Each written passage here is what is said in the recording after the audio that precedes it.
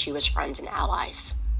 Anyways, let's not get lost here. There are some more interesting facts about Jeffrey Epstein. One, he had a working fake passport. That's incredible. He had an Austrian passport with a totally fake name that placed his residence in Saudi Arabia, and it worked. So yeah, he was a Fed. Obviously, he was very high up in the deep state, and he used this passport to enter countries throughout the 1980s when he was very young, the 1980s, guys. Yeah, there's so many angles to this. He was certainly connected to some governmental agency, whether or not it was the CIA or Mossad. One of them.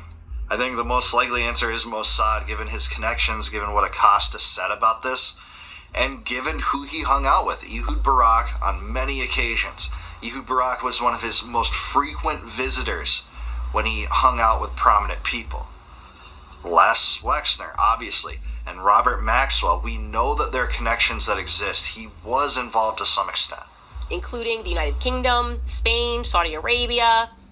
He also had a very compelling interest in artwork, okay? And you've probably seen this. He had this artwork of Bill Clinton in Monica Lewinsky's dress above his desk.